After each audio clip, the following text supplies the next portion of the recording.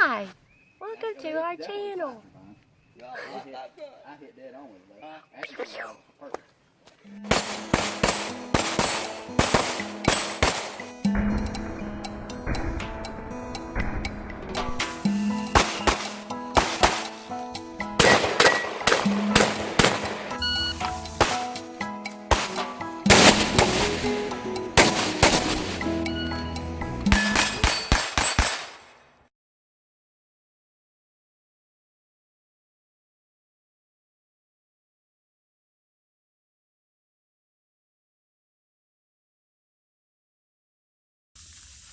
Hey everybody, welcome back.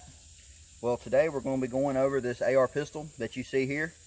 What this is a build that I put together about a year ago, and I just haven't got around to making a video on it. And the reason I'm making a video on it today is the whole purpose and my whole goal of this build was to make it lightweight.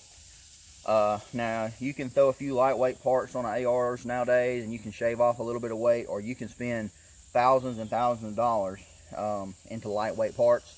And this one is somewhere in between. You know, I just wanted to build something light. It had to be 100% reliable and just a good lightweight, handy little package.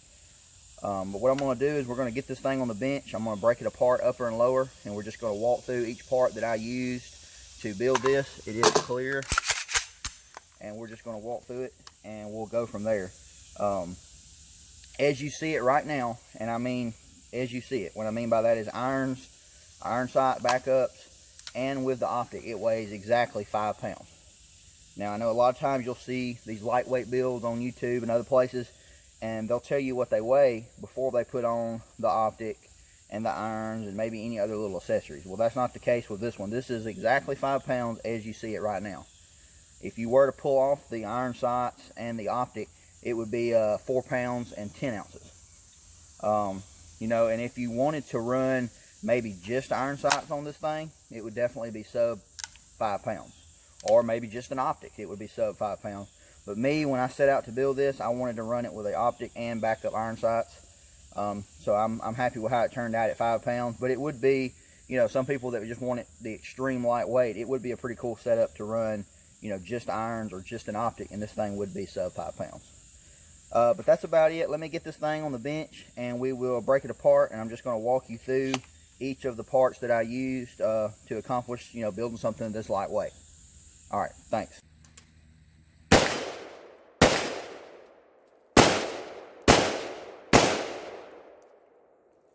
All right, let's go ahead and take this thing apart. We're going to walk through the upper and lower, and I'm sure this video is going to be too long, but I'm going to try to make it as quick as I can. First off, this weapon is clear. Let's see here.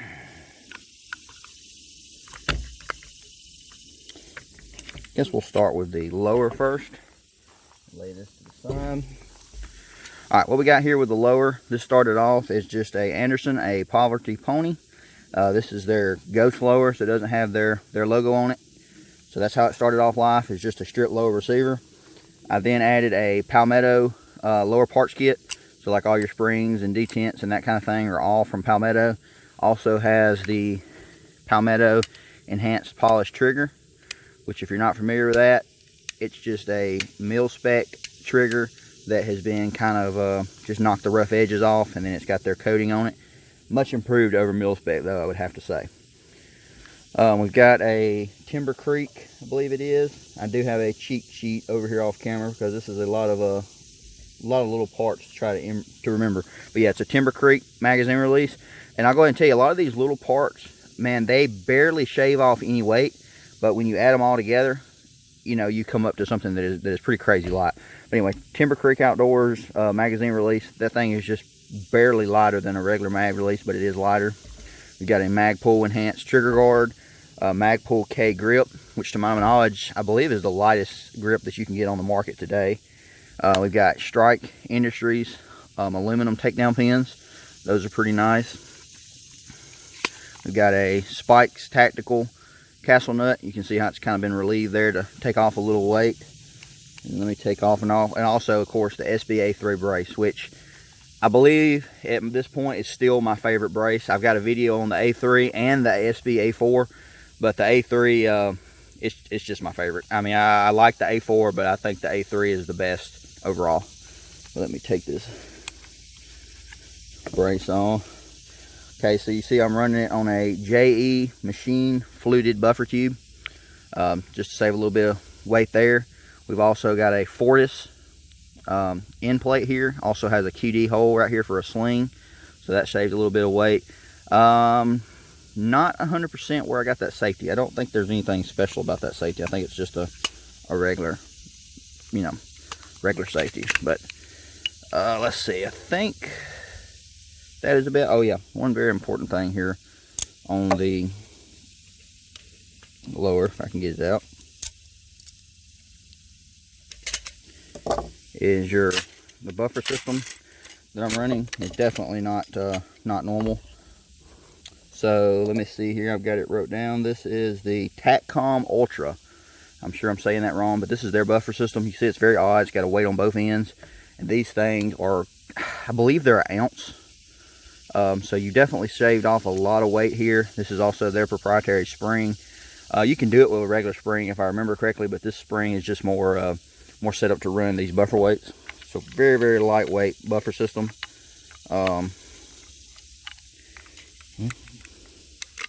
Get in there. There we go. But that's pretty much it, I think, on the lower. I don't think I'm missing anything. Yeah, I think that's pretty much it on the lower. Now, on the upper, this started off, the stripped upper receiver here is I believe it's DSA Arms. You can see how it's kind of a lightweight upper receiver. You can see how they have scaled down the pick rail there to save a little weight. You can see the shell deflector, they've cut a little bit out right there to save weight. That's pretty much the only two areas that they did anything to save weight on this upper receiver. So that's the upper receiver. I've got a Strike Industries forward assist.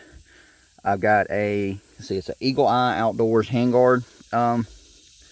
This handguard's pretty good. I bought it based directly off of the weight. You know, it's been relieved here on top, so it doesn't have the Picatinny rail. It's pretty good. It has a pretty decent lockup system, the way it locks in. It's a decent handguard. No real complaints with that. We've got just a real standard 3-prong flash hider here on the end. What I did was I definitely wanted a flash hider on this build, so I purchased several different flash hiders and just weighed them myself, and honestly just used the lightest one. So that's what I came up with there. The barrel is a Ballistic Advantage. Don't think you can see it anywhere in there. You have to take my word for it, but it's a Ballistic Advantage Hansen 10.3 inch pencil profile barrel. Excellent barrels. I have a lot of Ballistic Advantage barrels, and man, they've never disappointed.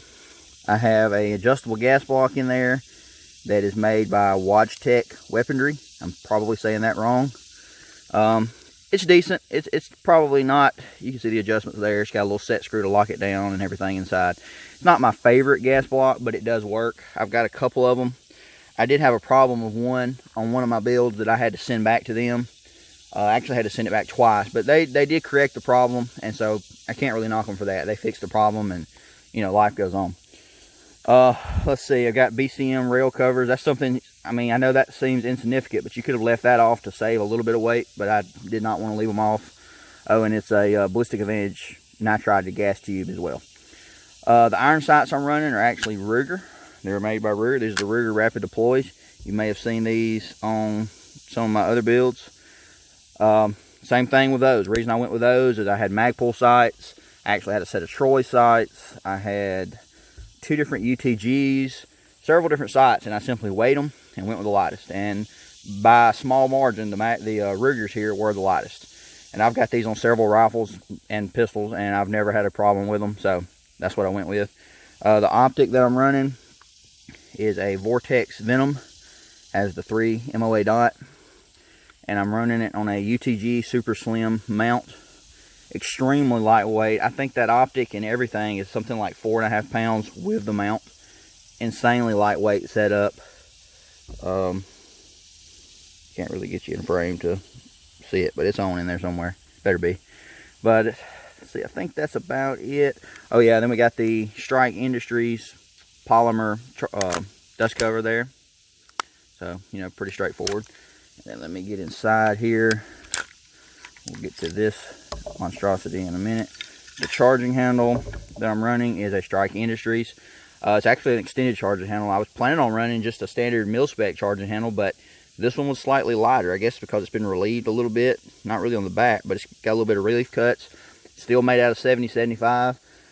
So, you know, that was just a plus. I got to run an extended charging handle without adding any extra weight. So that's something that I did.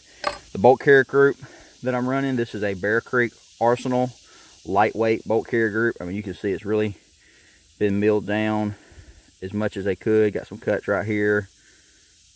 Very, very lightweight bolt carrier group. So that, in conjunction with the lightweight buffer system and the adjustable gas block, this thing actually has pretty mild recoil for what it is.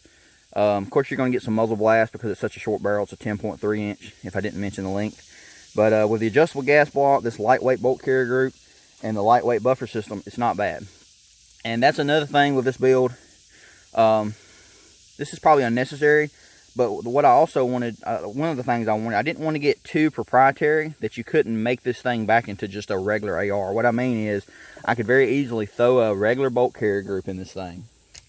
I could very easily throw in a regular standard buffer system, adjust the gas accordingly, and this thing would run like that. So it's not so far out there into the lightweight stuff that it can't be standardized, if that makes sense. A lot of these lightweight rifles have so many proprietary parts, and I think that's kind of the charm of the AR platform, is there's not a lot of stuff that's necessarily proprietary. I mean, some stuff you don't need to mix and match, but for the most part you can. Let's see, I think that's about it. I will most definitely check my cheat sheet here. Yeah, that's pretty much covered it. So like I said, all in all, you come out with a pistol, in this case, that weighs 5 pounds as you see it. As I mentioned before, you could easily, you know, scale down your sighting system. Let's say you wanted to run just iron sights. You could definitely shave off a few ounces here. That's going to put you sub 5 pounds right there. You could take off these rail covers. I know that's small, but it still adds weight. That would shave off some weight. And you could go to a different brace system. You could do something like a CAC shockwave blade. And, you know, iron sights and changing this brace, and boom, you've got pretty much a 4.5 pound AR-15. Of course, in a pistol configuration. But I wanted to have, you know, the functionality of the SBA3, which is adjustable. So that was worth a little bit of weight to me. I wanted to have the, whatever you want to call it, the options, I guess, to have iron sights and an optic. And so that's the route I went with. Let me stick this thing back together, and then we'll wrap this up. I hope that helped anybody that was looking into doing something kind of lightweight like this. I know it's not going to be everybody's cup of tea, and a lot of people wouldn't find much use for something like this. And but if nothing else, you have to at least admit that it is pretty cool. But with that said, I appreciate y'all watching. If you have any questions about any of the parts or how I put it together or anything, just feel free to drop them in the comments below. And stay tuned at the end for a little bit of shooting footage. I actually just shot a few minutes ago of this thing running. I just put a couple hundred more rounds through it, and it's still going strong. Thanks again. We'll see you next time.